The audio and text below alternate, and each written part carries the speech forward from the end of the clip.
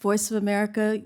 Amanda Bennett, a former director of the Voice of America, now the White House's nominee to head the 6 entities of U.S. global broadcasting with an annual budget of more than $840 million. We're at a critical moment in history. Journalism and public diplomacy alike are targeted as never before by authoritarian regimes using mis- and disinformation to undermine those seeking credible, fact-based, and unbiased coverage of the world around them. Journalism has been my life. A Pulitzer Prize-winning journalist, editor, and manager for decades, in addition to her time at VOA, Bennett would be the second Senate-confirmed chief executive officer for the U.S. Agency for Global Media.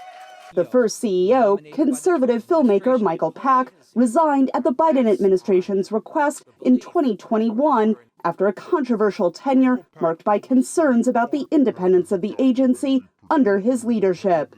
How we're going to maintain the reputation of USAGM and restore the sense among people on both sides of the aisle and across the planet that you are not doing anybody's bidding other than the bidding of fair and accurate information and the dissemination of facts across the planet.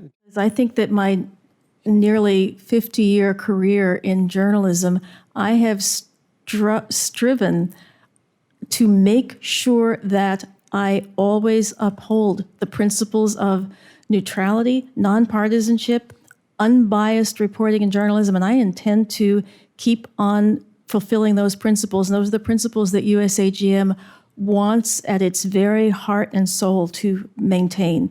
And there's no room for partisanship inside the Voice of America.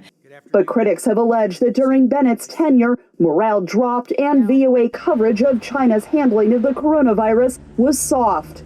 She defended her record reporting on authoritarian regimes and heard from Republicans who encouraged USAGM to combat propaganda worldwide. At a time when press freedom and democracy are starting to decline, U.S. international broadcasting has a very important role to play. With authoritarian governments shut down the news and censor their people, this agency can give credible and timely and accurate information. There is a need to provide the international community with balanced and objective information. This is especially true in areas of the world where disinformation, propaganda, and terrorist ideology dominate the news. Bennett's nomination is expected to pass the Democratic-controlled committee in the coming weeks before moving to a floor vote in the full Senate.